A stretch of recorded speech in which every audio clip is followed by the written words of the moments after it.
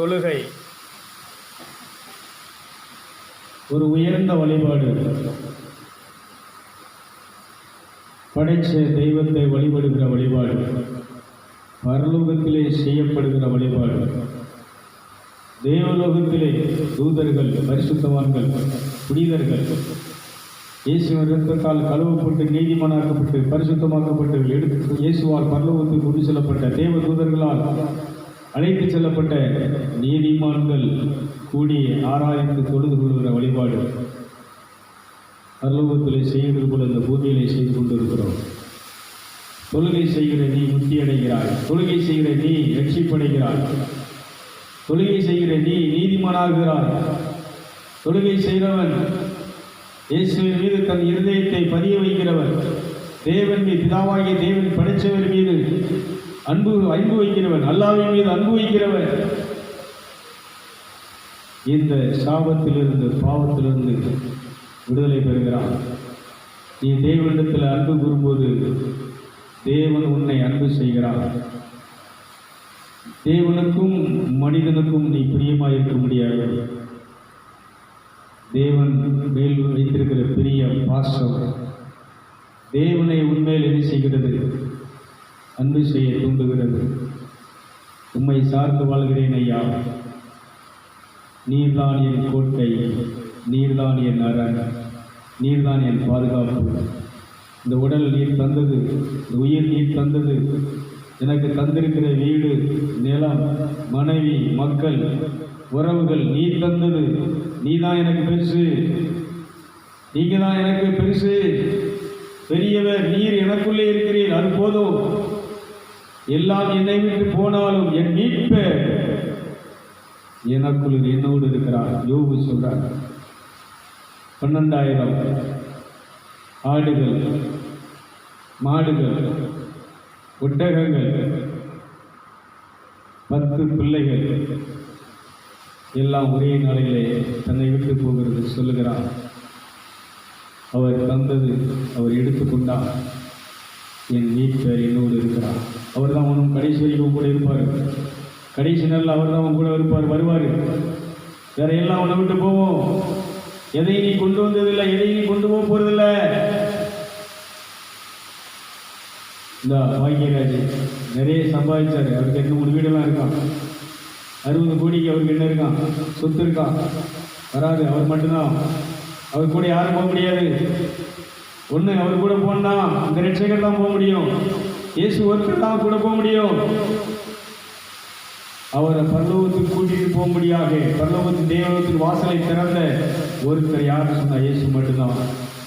அதனால நீயும் உடலை விட்டு பிரியும் போது உன் கூட வர்றது, உன்னை கூட்டிட்டு போடுறது அவர் ஒருத்தர் தான். ஒருவேளை அவர் வருகை, அதுக்கு மரணத்துக்கு முன்னால் வருகை வந்துச்சுன்னா அந்த வருகையில் உன்னை எடுத்து செல்வது, உன்னை கூட்டிட்டு போடுறது இயேசு மட்டும்தான். அவர் இன்னைக்கு உயிரோடு இருக்கிறார்.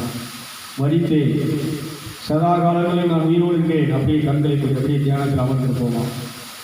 இயேசுவே அறிக்கை பண்ண ஆரம்பிங்க. உங்கள் பிள்ளை, நீ அப்பா, விண்ணுலகத்தினுடைய வாழ்க்கையை உறவை எனக்கு தந்திருக்கிறீங்க. கடவுளின் மகனாக இப்போ நான் இருக்கிறேன்னா இயேசு செய்த இறக்கம், அன்பு, வழி, பாடுகள், புண்ணியம் இதாவே பரலோக தகப்பனே, அல்லாவே இந்த பாவத்திலிருந்து, கர்ம வினையிலிருந்து, சாபத்திலிருந்து என்னை விடுவித்து செத்துப்போன ஆன்மாவை உயிர்ப்பித்து, ஆன்மா தான் கடவுளோடு உறவாட முடியும். பிரியமானவனை உன் ஆத்மா வாழ்கிறது போல எல்லாவற்றிலும் வாழ்ந்து சுகமாயிரு. இந்த ஆன்மா உயிரடையணும்னா, இந்த ஆன்மா நல்லா இருக்கணும்னு சொன்னால் இயேசு உனக்குள்ள வேணும். இயேசு இல்லாமல் இந்த ஆன்மா என்ன செய்யாது? உயிர் வராது, நல்லா இருக்காது, பரிசுத்தம் அடையாது, சாபத்திலிருந்து விடுதலை அடையாது. இந்த ஒரு விஷயத்துக்காக, நீ நீதிமானாகிறதுக்காக, நீ ஜீவன் பெறுவதற்காக அவர் வீட்டில் தான் இருக்கிறது அறிக்கை பண்ண. இதை பவுல் சொல்றார். தல் கரதி அங்கி மரபு செல்வியா நிரப்புங்கப்பா. நீங்கள் நிறைவுள்ளவர் ஏற்பது போல நிரப்புங்க. இஸ்பேட் கேட்குறான், லூசிபர் கேட்குறான், இவ்வளோ பரிசுத்தமாக நிறைவுள்ளவனா மனுஷனை படைச்சிருக்கியே, இதுக்கு தகுதி உள்ளவன் தானா? இந்த தகுதியை ஆளாம் ஏவாள் இழந்துட்டாங்க. ஆனால் ஏசு அந்த தகுதியை கொடுத்துருக்கிறாரு. நீ சொல்லு, நான் தகுதி உள்ளவன், இயேசு அதுக்கு தகுதியானவர், அவர் தகுதியை கொடுத்திருக்கிறாரு. அதனால நான் பரிசுத்தமான வாழ்றதுக்கு தகுதி உள்ளவன், நீதிமான வாழ்றதுக்கு தகுதி உள்ளவன், அந்த பரலோக ராஜ்யத்தில் 1000 வருஷம் அரசாட்சியில நான் அரசாளுகிறதுக்கு தகுதி உள்ளவன், என்ன தகுதி உள்ளவனா இயேசு மாற்றி இருக்கிறார். சொல்லு, உன் இருதயத்தில் சொல்லு, ஆவியிலே சொல்லு. பிசாசே, இயேசு என் அண்ணன், அந்த பரலோக தகப்பனுடைய ஒரே பேரான குமாரன் இயேசு எனக்கு இந்த தகுதியை கொடுத்திருக்கிறாரு.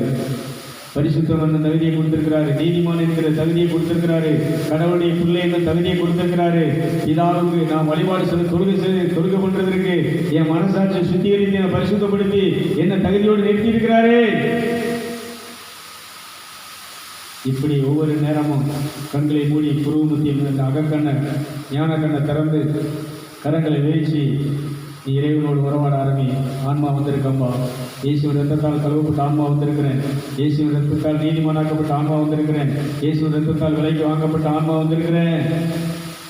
உங்களோட உங்கள் ஆசீர் எனக்கு வேணும், உங்கள் அருள் எனக்கு வேணும், உங்கள் அன்பினால் என்ன நிரப்புங்க, உங்கள் ஒளியினால் நிரப்புங்க.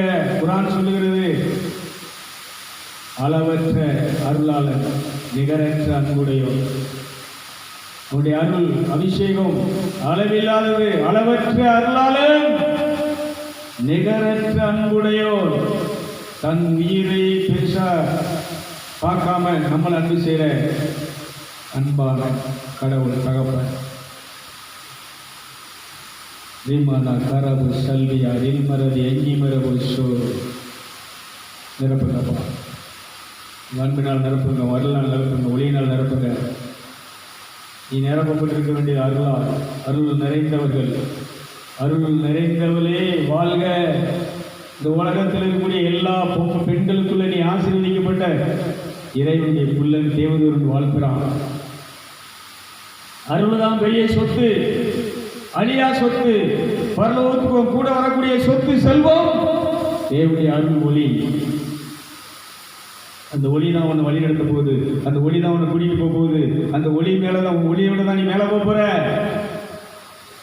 அந்த 7 உலகம், ஒளி நிறைந்த உலகம், அருள் நிறைந்த உலகம், மகிமை நிறைந்த உலகம், பிரகாசமான உலகம், சூரியன் சந்திரன் இல்லாத ஒளி கொடுக்கின்ற உலகம். உங்களை நேசிக்கிற அப்பாவே, பரிசுத்த தந்தையை, நல்ல தகப்பனே, தல் கரபதி பிரபு செல்வியா, உங்கள் அருள் இப்பொழுது ஆராய் பெருக்கெடுத்து ஓடுவதாக. உங்கள் பிரசனம் இப்பொழுது இங்கே இருக்கக்கூடிய நிகழ்ச்சியை பார்க்குற அத்தனை பிள்ளைகளுக்குள்ளேயும் ஆராய் பெருக்கெடுத்து ஓடுவதாக. எல்லா மதத்தவர்களுக்குள்ளேயும் ஆராய் பெருக்கெடுத்து ஓடுவதாக. இயேசுவே, உண்மை இரட்சகராக ஏற்றுக்கொண்ட, உண்மை மீட்பராக ஏற்றுக்கொண்ட, தன் பாவத்தை நீக்கி பரிசுத்தமாக என்னை மாற்றுகிற என் அண்ணன் என்று சொல்லி ஏற்றுக்கொள்கிற அத்தனை பேர்களும் உங்கள் அருள் ஆராய் பெருக்கெடுத்து ஓடட்டும். உங்க ஒளி ஆராய் பெருக்கெடுத்து ஓடட்டும். நீதியின் சூரியனே, காலை கதிரவனே, எந்த மனிதனை பிரகாசிப்பிக்கின்ற மெய்யான ஒளியே, இப்பொழுது நீங்க உதித்து இந்த தேவசாய் நிகழ்ச்சியை பார்க்கிற அத்தனை பேர் மேலும் உங்க கதிர்கள் வீசட்டும், உங்க ஒளி வீசட்டும். இந்த ஆராதனைக்கு வந்திருக்கிற, இந்த ஆராதனையில் கலந்து கொண்ட அத்தனை பிள்ளைகளுக்கும் உங்களுடைய ஒளி வீசட்டும். தேவலோகம் ஒளி உலகம், பாதாளம் இருள் உலகம். ஒளி உலகத்திற்குள்ளே இப்பொழுது நீங்கள் இருக்கிறீர்கள். ஆராதனையில் வந்திருக்கிறீங்க, ஒளி உலகத்துக்குள்ள இருக்கிறீங்க, மகிமை நிறைந்த உலகத்துக்குள்ள இருக்கிறீங்க, முத்துக்கள் நிறைந்த உலகத்துக்குள்ள இருக்கிறீங்க. சொத்து, பரலோகத்துடைய சொத்து, நீங்கள் வச்சிருக்கிறத இடிச்சு போகிற வீட்டை பூகம் வந்துச்சுன்னா மண்ணாப்பிடும். இதை பெருசாக நினைச்சு பெருசு பெருசிட்டு இருக்கிற ஒரு அதிர்ச்சி, ஒரு ஆட்டத்தை காணாத உன் வீடு, நிலம், இந்த பூமியில் இருக்கக்கூடிய ஒரு சொத்து நகைகள், ஒரு சுனாமிக்கு காணாது, ஒரு காற்று காணாது. அன்னைக்கு பார்க்குறேன், பெரிய கல்லு மலை, ஒரு ஆள் தூக்க முடியாத அளவு கல்லு மலை, பனிக்கட்டி பொத்து பொத்து நினைச்சு கார் மேலே, வீட்டு மேலே, மனுஷன் மேலே விழுது, எல்லாம் நொறுங்குது. மேலே இருக்கிறவனுடைய பாதுகாப்பு, அரவணைப்பு, துணை உனக்கு இல்லைன்னா எல்லாம் நொறுங்கி போவோம். இக்கல்லில் மோதுகிறவன் நொறுங்கி போவான். இது எவன் மேலே விழுமோ அவன் நசுங்கி ஒன்றுமில்லாம போவான். அதனால அவரை பற்றிக்கோ. மதம் உனக்கு வேண்டாம், மத வெறி உனக்கு வேண்டாம், மதத்தின் பேரால் சண்டை போன்ற பிரிவினை பிரச்சனை பண்ணுற வேலை உனக்கு வேண்டாம். திறந்து உட்காரு. எல்லா மதத்தவரும் போற வழி. உலகத்தில் பல ஆறுகள் இருக்கு. தாமிரபரணி ஆறு இருக்கு. மதுரையில் அங்கே ஒரு ஆறு இருக்கு. ஒவ்வொரு நாட்டிலையும் விதவிதமான ஆறுகள் ஓடிட்டு இருக்கு. எல்லா நதிகளும் கடலில் தான் போய் சேருது. இதேமாரி உலகத்தில் பல மதங்கள் இருக்கு, பல வழிகள் இருக்கு. எல்லாரும் அந்த ஒரே இறைவன் தான் சேரணும், படித்தவர்கிட்ட தான் சேரணும். அவர் தான் இறைவன், அவர் தான் கடவுள். அல்லாஹ்னு சொல்கிற இஸ்லாமியில் சொல்லக்கூடிய அவங்க இதில் சொல்லக்கூடிய மொழியில் சொல்லக்கூடிய அல்லாஹ்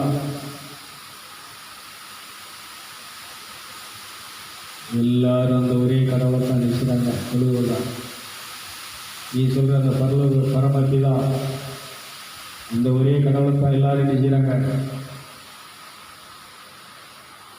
நாராயணன்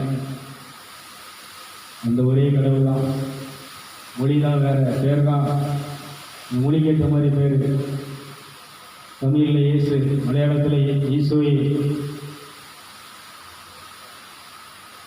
இங்கிலீஷில் ஜீசஸ். ஒவ்வொரு மொழியிலையும் அந்த பேர் நினைச்சுது. ஆனால் அந்த ஒரே இயேசுவத்தை எல்லாரும் சொல்கிறாங்க. வாட்டர் தண்ணியை தான் சொல்கிறான், நீர் தண்ணியை தான் சொல்கிறான். ரீமாலா கரகோ சம்பி போத்தனா. ஒரே கடவுளுடைய பிள்ளைகள் தான் நம்ம. ஒரு மனுஷனையும் ஒரு மனுஷையும் தான் அவர் படைத்தார். அதனுடைய வித்துக்கள் தான் நாம் எல்லாரும். எந்த மதத்தில் இருந்தாலும், எந்த ஜாதியில், எந்த மொழியில் இருந்தாலும் ஒரேத்தருடைய பிள்ளை தான். நாம் எல்லாம் ஒரே குடும்பத்தினுடைய பிள்ளைகள் தான். மனசில் வச்சு தீமை செய்யாத, இன்னொரு உயிருக்கு என்ன செய்யாத, கஷ்டத்தை கொடுக்காத, இன்னொரு மனுஷனுக்கு துக்கத்தை கொடுக்காத, இன்னொரு மனுஷனை வேதனைப்படுத்தாத, கஷ்டப்படுத்தாத. முடிஞ்சா நன்மை செய். உன் கெட்டின புருஷனுக்கு கஷ்டத்தை கொடுக்காத, கெட்டின பொண்டாடிக்கு கஷ்டத்தை துன்பத்தை கொடுக்காத, மன உளைச்சலை கொடுக்காத. உன் பக்கத்து வீட்டுக்காரனுக்கு துன்பத்தை கஷ்டத்தை கொடுக்காத. ஒன்னை நீ நேசிக்கிறது அயலான நேசி. ஒன்னு அன்பு செய்து கொள்ள அவன் அன்பு செய்ய ஆரம்பி. இதுதான் ஆன்மீகம், இதுதான் ஆவிக்குரிய வாழ்க்கை. உங்களை நேசிக்கிற அன்பின் பரிசுத்த பிதாவே, நல்ல தகப்பனே, நிகழ்ச்சியை பார்க்குற அத்தனை மதத்தவரையும் மொழியினரையும் அத்தனை இனத்தவர்களுக்கு கடத்தில் படைக்கிறேன் அப்பா. இந்த சுவிசேஷத்தின் ஒளி அத்தனை பேரையும் உருமாற்றுவதாக, அத்தனை பேரையும் மறுபடி பிறக்க செய்வதாக, மனம் திரும்ப செய்வதாக. மதத்தை தூக்கி எறிந்துவிட்டு, மத சடங்காச்சாரங்களை வழிபாடுகளை தூக்கி எறிந்துவிட்டு உங்கள் பாதத்தில் உட்கார்ந்து தியானம் செய்து, தவம் செய்து, தொழுகை செய்து, உங்களை முத்தம் செய்து, உங்களை அன்பு செய்து, உங்களை இருதயத்திலே நேசித்து, உங்களை இரட்சகராக, மீட்பராக, அன்பாக, உங்களை மருந்தாக, மருத்துவராக, உயிராக, உணவாக ஒவ்வொரு நாளும் நேசித்து, என் நாயன் ஆண்டவர் எனக்கு என்ன குறை என்று சொல்றது போல, தாகினி சொன்னது போல, நீர் இந்த நிகழ்ச்சியை பார்க்குற அத்தனை பேருக்கும் ஆயனாக, மெய்ப்பராக, புல்லுள்ள இடங்களில் மேய்த்து அமர்ந்த தண்ணீரை வழிநடத்தும்படி உங்கள் கரத்தில் ஒப்பு கொடுக்கிறேன். ஆசீர்வதியும் வழிநடத்தும் இயேசு நாமத்தில் ஜெபிக்கிறேன் நல்ல தந்தையே. ஆமென், ஆமென். கடவுளுடைய வித்து உங்களுக்குள் இருக்கிறபடியினால் பாவத்தை முறியடிக்கிறீர்கள், தோற்கடிக்கிறீர்கள். என்னுடைய வித்து அவனுக்கு இருக்கிறபடியினால் பாவத்தை ஜெயிக்கிறான், உலகத்தை ஜெயிக்கிறான், பிசாசை ஜெயிக்கிறான். அந்த வித்து யாருன்னா இயேசு தான். நான் சொல்கிறேன், நான் உங்களுக்குள்ள இருக்கிறேன். நீங்கள் சொல்ல எனக்கு இயேசு இருக்கிறார், என் மெய்ப்பேர் இருக்கிறார், என் மீட்பேர் இருக்கிறார், என் ஆயன் இருக்கிறார், என் செல்வம் இருக்கிறார், என் சொத்து இருக்கிறார். இதை என்ன செய்யணும்? எப்பவுமே என்ன செய்யணும்? சொல்லணும். போகும்போது சொல்லணும், படுத்துக்கும் போது சொல்லணும், நடக்கும்போது சொல்லணும், சாப்பிடும் போது என் உணவு நீங்கள் அப்பா, என் உசுறு, இந்த உணவை சாப்பிட்றதுனால தான் இந்த உங்களுக்கு என்ன வந்துருக்கு, இந்த உடலுக்கு என்ன இருக்குது, நீர் கிடைச்சிட்ருக்கு, சக்தி கிடைச்சிட்ருக்கு. அதனால் இந்த உணவை தந்தது யாரு? அது சோறு, அரிசி. அது யார் இருந்தா? உங்களால் உண்டாக்க முடியுமா? விதையை போட்டிருக்க முளைக்க வைக்க முடியுமா? அதை வளர்க்க முடியுமா? அதை விளைய வைக்க முடியுமா? நாம் உயிரோடு இருக்கிறதுக்காக அவர் முளைக்க வச்சு, அதை வளர வச்சு, அதை பூக்க வச்சு, அதை காய்க்க வச்சு, அதை பழுக்க வச்சு நமக்கு இன்னைக்கு நினைச்சிருக்கிறாங்க, உணவாக கொடுத்துருக்கிறார். கைது நல்ல கரைகள் நல்ல கைது. கண்டாலப்பட்ட பேல்வை வியாபாரிகள் அதில் பிரே மருந்தடிக்கிறான். இவன் சம்பாதிக்கிறதுக்கு சீக்கிரம் பழுக்கணும், எல்லாம் பழுக்கணும், எல்லாத்தையும் நிச்சயம் விற்று ரூபாயாக்கணுங்கிறதுக்கு அப்பம் கொடுத்த உணவை விஷமாக்குறான். இதுதான் கர்மவன வியாபாரிகள். இந்த நிகழ்ச்சியை பார்க்குறது வியாபாரியாக இருந்தால் அந்த தப்பை நினைச்சாத, பண்ணாத. நீயும் அழிஞ்சிரும், குடும்பம் அழிஞ்சிரும். சாபத்தை உண்டாக்குற இந்த பணம், நீ சேர்க்கிற சொத்து உன் குடும்பத்துக்கு சாபம், உன் பிள்ளைகளுக்கு சாபம். நீ பண்ண அந்த சாபம் உன் பிள்ளை 7 தலைமுறைக்கு அது நிச்சயம் பாதிக்கும். அதனால இன்னைக்கு நிறைய விளையணும்னு சொல்லி மருந்து என்ன விலை கொண்ட மருந்து அடிக்கிறது, விலை கொண்ட உரத்தை போடுறது, இதெல்லாம் என்னன்னு சொன்னால் இதன் மூலமாக இந்த உசுருக்கு பாதிப்பு வரும்போது, நஷ்டம் வரும்போது, அழிவு வரும்போது நீ கடவுளுக்கு விரோதமாக செய்கிற பாவம். அடுத்த வாரத்தில் பார்ப்போம் உணவு. அடுத்த வாரம் திருவிழா ஆராதனை. அடுத்த வாரத்தில் இந்த உணவு பற்றி பேச உணர்வுபட்டுட்டே இருக்கிறேன். உணவுங்க கடவுள் தான் என்னது நமக்கு உணவு. இந்த உணவை நம்ம என்ன செய்யணும்? ரொம்ப மரியாதையாக அதுக்கு கொடுக்க வேண்டிய மதிப்பு மரியாதையை கொடுத்து ஒரு உணவை இப்படி அனுப்புங்கிறத அடுத்த வாரம் பார்ப்போம். நம்ம எனக்கு நினைக்க ரொம்ப அசால்ட்டாக பண்ணி செய்வோம். இந்த உயிருக்கு தேவன் கொடுத்து கடவுளை நினச்சி சந்தோஷப்பட்டு நீங்கள் தந்த உணவுப்பா. எத்தனை பேர் இந்த உணவு கிடைக்காம நினைச்சிருக்கிறாங்க. எனக்கு இந்த உணவு என்ன செஞ்சுருக்கீங்க? ஒவ்வொரு நேரமும் இறைவனை நினைக்கணும். அதை எடுத்து இறைவனை நினைக்கணும். சாப்பிடும்போது இறைவனை நினைக்கணும். வயிற்றில் கையை வச்சு இதை அவர் நினைச்சுவார்னா, அகத்தியர் அந்த பூதம் என்ன செய்யும்னா, ஒரு பூதம் அப்படியே பழமாக மாறி உருமாறி இவர் சாப்பிட்டு வயிற்றுக்குள்ளே போனவொடனே வெடிச்சு அப்படி நினைச்சு இவர் கொண்டு மற்ற ரிஷிகளை கூட அப்படி தான் பண்ணிச்சு. இவர் நினைச்சாருன்னா, இந்த வா எத்தனை ரிஷிகளை முனிவர்களை நீங்கள் நினைச்சிருக்கிறீங்க, இப்படி கொண்டு நீங்கள் அந்த பிணத்தை சாப்பிட்டுருக்கிறீங்க, அவங்க உடலை சாப்பிட்டுருக்கிறீங்க, இன்னைக்கு வா ஒன்றை பிணமாக்குன்னு அவர் நினைச்சுவார்னா அப்படியே நினைச்சுவார். அந்த பழமாக ஒரு அந்த அரக்கை நினைச்சுவார்னா அந்த ஆவியை நிச்சயம்னா பழமாக மாறி ஒன்று நிச்சயம் வெளியில் நின்று கூப்பிடும். நீ இப்போ வெளியில் வாங்கின உடனே வயிறு வெடிச்சிடும். அப்படின்னா எல்லா ரிஷிகளையும் செத்துட்டு இருந்தாங்க, முனிவர்களும் செத்துட்டு இருந்தாங்க. இவரை அகத்திய முனிவரை இப்படி கொள்றதுக்கு என்ன செஞ்சாங்க? சின்ன ஆளாக இருக்கான், அரை வயிற்றுக்கானும் பரவாயில்ல, இன்னைக்கு உணவு போதுன்னு சொல்லி இவங்க என்ன பழமாக வந்து வயிற்றுல வர இவர் என்ன செய்வார்? வா ஆண்டவனே, நீ தான் எனக்கு உணவு. உங்களை நான் நினச்சி நினைச்சிறேன்னா இந்த கனியை நான் சாப்பிட்டுட்டு வயிற்றில் கையை வச்சு சொல்லுவார், நீ ஜீரணமாகுவாயாக, நீ ஜீரணமாகுவாயாக. அவ்வளோதான். உள்ளே போனது அரக்கன் அந்த உருவம் என்ன செஞ்சிடும்? பழமாக உருமாறி போனது அப்படியே ஜீரணமாகி அப்படியே என்ன செஞ்சிடும்? மூலமாக என்ன செஞ்சிடும்? அவன் கூப்பிட்றான், வெளியில் வா, வாங்கி வெளியில் வா.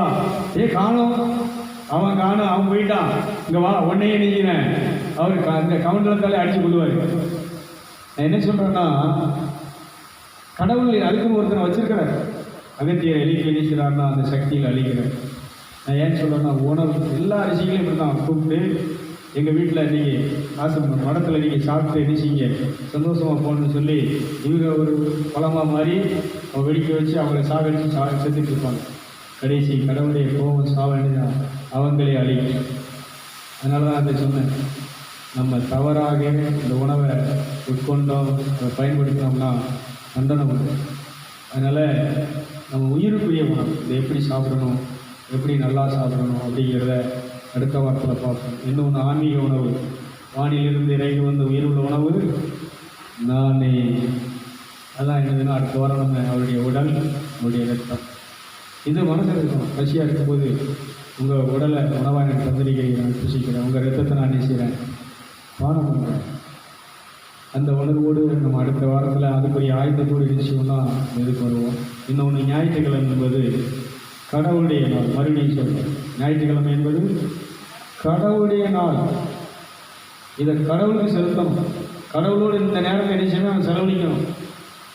இதுக்கு நம்ம கடவுள் கொடுக்க வேண்டியிருக்கும். நல்லா நீங்கள் கவனிச்சுக்கோங்க.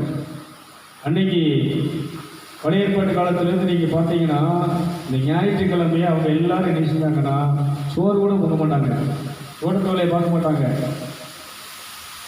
எந்த இதையும் என்ன செய்யக்கூடாது, ஆடு மாட்டு கூட என்ன செய்யக்கூடாது, தீவனம் என்ன செய்யக்கூடாது, தண்ணி என்ன செய்யக்கூடாது. அப்படி கடைபிடிச்சவங்க தான் அந்த யூதர்கள். அப்படி கடைபிடிச்சவங்களாலே என்ன செய்ய முடியலன்னு சொன்னால் அந்த தேவ ராஜ்யத்தில் என்ன செய்ய முடியல.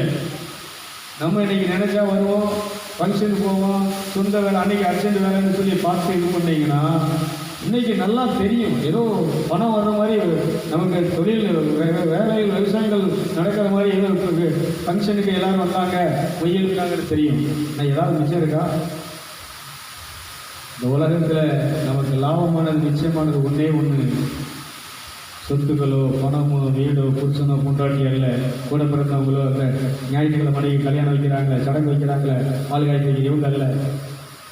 நம்ம கூட இருக்கிறது வர்றது யாருன்னா அவர் வருவது தான். இன்னும் சொல்கிறேன், இந்த மத வழிபாட்டை தூக்கி போடணும், ஊர் சடங்காச்சாரங்களை ஊருடைய சம்பிரதாயங்களை தூக்கி போடணும். இது தூக்கி போட்டவன் தான் ஆன்மீகத்தை ஆன்மாவை பாதுகாக்கப்படுவாங்க. தன் ஆன்மாவை நஷ்டப்படுத்தாமல் ஆதாயப்படுத்தக்கூடிய ஒரே ஒரு புத்திசாலி ஞானி யாருன்னு சொன்னால் கடவுளுடைய நேரத்தை கடவுளுக்கு வந்து கொடுத்தது. 6 நாள் நமக்கு நினைச்சார், வேலை செஞ்சுக்கோங்க, தினத்தையும் பண்ணிப்போ விட்டார். ஆனால் 7ஆம் நாள் உன்னை ஆசீர்வதிக்கிற நாள். அப்படின்னா அவருக்கு நீங்கள் சந்தோஷத்தை கொடுக்கும்படியா உங்கள் வாழ்க்கை ஞாயிற்றுக்கிழமை என்ன செய்யணும், மாறும் செய்தலாம். அது போல் உங்கள் இஷ்டம். என்னுடைய கடமையை நீசிறேன்னா சொல்கிறேன், யாரையும் கட்டாயப்படுத்துறதுக்கு எனக்கு என்ன கிடையாது, உரிமை கிடையாது. ஆனால் கடமையை சொல்கிறேன், நீ நல்லா இருக்கணும்னா, உன் குடும்பம் நல்லா இருக்கணும்னா, உன் ஊர் நல்லா இருக்கணும்னா, உன் வாழ்க்கை புனிதத்திலே வாழணும்னு சொன்னால் கடவுளுடைய நேரத்தை யாருக்கு கொடுத்துருங்க. பெண்ணியின் ஒன்றும் இல்லைங்க, சாப்பாடு நேரத்தில் ஒரு கூட ரொம்ப பழகினவங்க ஒன்றா உள்ள ரொம்ப நெருங்கிய சொந்தக்காரங்க அன்றைக்கி சாப்பாடு கலைச்சிருக்கிறாங்க. அப்போ ஆண்டவர் என்ன சொல்கிறாருன்னா, இனி இப்போ சாப்பிட்ற நேரம் இல்லை, நீ ரூமுக்கு போ, நான் உன்னோடு என்ன செய்யணும், பேசணும், உறவாடணும் அப்படிங்கிறாரு. ஐயையோ எல்லாம் தயார் பண்ணிட்டாங்க, சாப்பிடாம போனால் என்ன செய்வாங்க, கோச்சிக்கிடுவாங்க, நம்மளை என்ன செய்வாங்க, பயிற்சிக்கிடுவாங்க அப்படின்னு சொல்லிட்டு சாப்பிட்டு போய் சாப்பிட்டார். இப்படி பகல் கூட்டம் அற்புதம் நடக்கும், நொண்டி நடக்கிறான், செத்தம் உயிரோடு எழுப்புதான், எல்லா நோய்களும் குணமாகி எல்லாரும் நினைச்சிருக்கிறாங்க. வீட்டுக்கு போயிட்டு சாயங்காலம் இந்த செய்தி பரவி பகலையில் வந்த கூட்டத்தை விட 10 மடங்கு கூட்டம் அடிஞ்சிருக்கு. மைதானத்தில் சாயங்கால கூட்டத்தில் கூடியிருக்கு. ஒரு சின்ன பிரச்சனை கூட இறங்கலை, அழுகிறாரு. ஆண்டவரே முழங்கால் போட்டு நினைக்கிறாரு, கத்துறாரு, கூப்பாடு போடுறாரு. மத்தியானம் எனக்கு கொடுக்க வேண்டிய இடத்தை நீ சாப்பாட்டுக்கு உங்கள் நண்பருக்கும் கொடுத்துட்டேன், உன்னோட எனக்கு என்ன கிடையாது உறவு, இனி நான் உன்னை பயன்படுத்த வேற. அன்னைக்கு நைட்டு கூட்டத்தில் ஒரு சின்ன விறகுகள் கூட நடக்கலை. அவர் அப்படியே எழுதுறாரு. வேற மறுபடியும் நைட்டு கூட்டம் முடிச்சு வீட்டில் வந்து ரூமில் வந்து அழுது ஆண்டவன் பாதத்தில் உட்காந்து, நான் சாப்பிட மாட்டேன், நீங்கள் என்னோட செயல்படலாம், என்னை பயன்படுத்தணும்னா நான் உயிரோடு இருக்க மாட்டேன், சாவ போகிறேன் அப்படின்னு சொல்லி கடவுள் பாதத்தில் மறுபடியும் கதறி மன்னிப்பு கேட்டு என்ன செஞ்சாருன்னு சொன்னால் திரும்ப அந்த கிருபையை தேவனுடைய ஐக்கியத்தின் நட்பை பெற்றுக்கொண்டார். கைதிக்கு நம்ம பேசினார். அதனால் நம்ம நினச்ச நேரம் கடவுள் கோயிலுக்கு வருவோம், ஜெபம் பண்ணுவோம்னா அதுக்கெல்லாம் கடவுள் நினைச்ச மாட்டார். நான் கேட்குறேன், உங்கள் விருப்பத்தை நீங்கள் இது பண்ணணும்னா உங்கள் வீட்டுக்காரங்களை ஏற்று வைக்கலாம் சொல்லுங்கண்ணா. நான் சொல்கிறபடி நீ கேட்கலன்னா உன்னை நினைச்ச மாட்டேன். வீட்டில் எனக்கு பிள்ளையே நீ அப்படி பேரு, உனக்கு நகையும் கிடையாது, சொத்தும் கிடையாது, வீடும் கிடையாது, எனக்கு சொல்லவா சொல்லலையா, ஏன் எப்படி இருக்கா அது பறைச்ச விடுங்க. அதனால் ஞாயிற்றுக்கிழமை என்பது மற்றவங்க வந்து மக்கள் வந்தால் தான் காணிக்கை வருமானம் கூட்டணும் அப்படின்னு சொல்லணும். இந்த காணிக்கையை வேஸ்ட் பண்ணியோ கூட்டத்தை வேஸ்ட் பண்ணியெல்லாம் கிடையாது. எனக்கு இருந்தால் அந்த ப்ரோக்ராம் நிகழ்ச்சி இருக்கிறாங்க, கோடிக்கணக்கில் மக்கள் எழுதிட்டுருக்கிறாங்க, பயனடிச்சுட்டு. நீங்கள் அந்த ராணி தங்கச்சி அவர் சமந்தார் சொல்றார், அவர் வாத்தியார் அனீஸு அங்கே வாக்கப்பட்டு போயிருக்கிறார். அன்றைக்கி அவர் குழந்தை பத்து போயிருந்தேன். இந்த ப்ரோக்ராமு ஒரு நாள் தான், அவரே சொல்கிறார், ஒரு நாள் தான் சோப்பில்லைன்னு நீங்கள் ஞாயிற்றுக்கிழமை வரல, அந்த வாரம் தான் உங்கள் ப்ரோக்ராம் இல்லை. ஆனால் இவ்வளோ இதாகி நீங்கள் ப்ரோக்ராம் விடாமல் அப்படியே நினைச்சிட்டு இருக்கீங்கள, நாங்கள் பயனடிச்சிட்டு இருக்கோம் பிரதர் அப்படிங்கிறார். ஒரு வாத்தியார் இதான் நிச்சயமாக இருக்கார். நான் ஏன் சொல்கிறேன் அப்படின்னா, எனக்கு மக்கள் இந்த ஆன்மீகத்துக்குள்ள என்ன செய்யணும்? நீங்கள் இறைவனுடைய பிள்ளையாக இருக்கணும். அந்த ஆசீர்வாதம் உங்களுக்கு இருக்கணும். உடலை விட்டு பிரிஞ்சால் நீங்கள் எங்கே போகணும்? அது மேலே போகணும். அதுக்கு தான் அந்த ஊழியம். அதனால் அது உங்கள் விருப்பம். இன்னொன்று, சில கூட்டங்களுக்கு போகிறோம், ஜெபம் பண்ணுறோம், வீட்டில் ஜெபம் பண்ணுறோம். ஜெபங்கிறது வேறு, ஆன்மீகங்கிறத மறுபடியும் சொல்கிறேன். ஜெபங்கிறது நாங்கள் ஜெபமால சொன்னோம், நாங்கள் ஜெபம் பாட்டு பாடி கை தட்டி எழுதிச்சோம், ஜெபம் பண்ணோம், ஆராதனை பண்ணோம். இது மத வழிபாடு. நான் என்ன சொல்கிறேன்னா, ஞாயிற்றுக்கிழமை இப்படி உட்கார்ந்து என்ன ஆசீர்வதிக்கப்பா, நிரப்புங்கப்பா. இந்த சுவிசேஷம் நமக்கு வரணும். இந்த ரத்தத்தை நம்ம எப்படி பயன்படுத்தணும், நாமத்தை எப்படி பயன்படுத்தணும், கடவுளோடு எப்படி கம்யூனிகேஷன் வச்சுக்கணும், இந்த உறவு நமக்குள்ள என்ன செய்யணும்? நீடித்து வளர வேண்டும். அதனால் தயவு செஞ்சு எனக்கு உங்கள் ஆன்மா தான் முக்கியம். காணிக்கையோ இல்லை இந்த கூட்டம் கூடுறது எனக்கு பெருசு இல்லை. உங்கள் ஆன்மா எங்கே போய் சேரணும்? மேலே போய் சேரணும். இந்த ஏசராசனெல்லாம் ரொம்ப மனசு கஷ்டமாக இருந்துச்சு. மனுஷன் இப்படி இருந்தாலும் போய் ஞாயிற்றுக்கிழமை கூட வராமல் இருக்கிறாருன்னு சொல்லி நான் தொடர்ந்து வந்துட்டு இருக்கேன். அடிச்சதுக்கப்புறம் தான் வரேன். என்ன ஏசனா புரிஞ்சுக்கோங்க. ஏதோ சின்ன அடியை இந்த அடியிலேயே நம்ம என்ன செஞ்சு இனிமே என்ன செஞ்சிடக்கூடாது. அவர் கை வச்சாலும் நம்மளால் என்ன செய்ய முடியாது. எல்லாம் போயிடும். நம்ம சம்பாதிச்ச சம்பாத்தியம் எதுவுமே என்ன செய்ய முடியாது. அதனால் ஏதோ கருணை கட்டியிருக்கிறாரு. அதில் உள்ள அந்த அன்பு உங்களை என்ன செஞ்சுருக்கிறாரு. ஒரு சின்ன ஒரு அடியை கொடுத்து ஒழுங்காக என்ன செய்யும். அதனால் ஞாயிற்றுக்கிழமை அவருடைய நாளை கொடுத்துட்டு போங்க. ஆசீர்வாதம் இருக்கும், பாதுகாப்பு இருக்கும். ஒரு வசனம் சொல்லுது, தீங்கு நாள் உனக்கு வரும்போது அதை எதிர்த்து நீ திராணி உள்ளவனாக இருக்கணும்னு சொன்னால் நீ கடவுளுடைய ஐக்கியத்தில் என்ன செய்யணும். மற்ற நாள் அவர் கேட்கல, ஞாயிற்றுக்கிழமை அவர் என்ன செய்கிறாரு, கேட்குறாரு. அதனால் தாங்க முடியாது, பார்த்துக்கோங்க. அதை அனுசரித்து என்ன செய்ய. இன்னொன்று, லேட்டானால் வராது. ஸ்கூலுக்கு நீங்கள் 12 மணிக்கு போக முடியுமா? சரிதா, 12 மணிக்கு ஸ்கூல் போக முடியுமா? எத்தனை மணிக்கு போகணும்? 9:30 போகணும். ஆனால் இங்கே எத்தனை மணிக்கு வரோம்? ஒரு இந்துக்கள் நினைக்கிறாங்கன்னா 9 மணிக்கு தொடங்கி 4 மணிக்கு படிக்கிறாங்க. ஏன்? அவங்களுக்கு இருக்கக்கூடிய நமக்கு இல்லை. அதனால் தயவு செஞ்சு இதெல்லாம் நான் கூட்டத்துக்காகவையோ இதுக்காக நான் சொல்லுவேன். ஒன்று, உங்கள் ஆன்மாவை நீ காத்துக்கணும். வரக்கூடிய அழிவிலிருந்து ஆபத்திலிருந்து நான் தப்பிக்கிறதுக்கு தான் ஒரு வழி. ஆன்மாவை சம்பாத்தியத்தை விட வேறு சம்பாத்தியம் ஒன்றும் கிடையாது. நீ நம்ம வச்சிருக்க ரூபா, வீடு, நம்ம நிலம், இதெல்லாம் குப்பை கூட வராது. நம்ம கூட வர்றது நீங்கள் சம்பாதித்த அருள், தேவனுடைய கனிகள், வரங்கள். இது நம்ம கூட வரும். செய்தலாம். கண்களை மூடி அப்படியே எங்களை நேசிக்கிறான் பரிசுத்தாவும் எங்கள் வாழ்க்கையை இப்போ கருத்தில் ஒப்படைக்கிறோம். குடும்பத்தை, தொழிலை, வியாபாரங்கள் எல்லாத்தையுமே கருத்தில் ஒப்படைக்கிறோம். நீங்கள் தீமையில் நாங்கள் பார்க்காது, தீமையை பேசாது, தீமையை பார்க்காது, தீய வழியில் நடக்காது.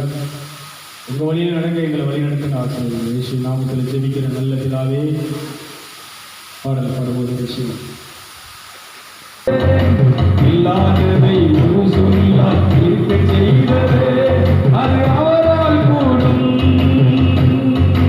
இறந்தவர்க்கு ஜீவன் தந்த இயேசு வருகிறார். இறந்தவர்க்கு ஜீவன் தந்த இயேசு வருகிறார். உன் நிலையை மாற்றி போல இப்போ வருகிறார். உன் நிலையை மாற்றி போல இப்போ வருகிறார்.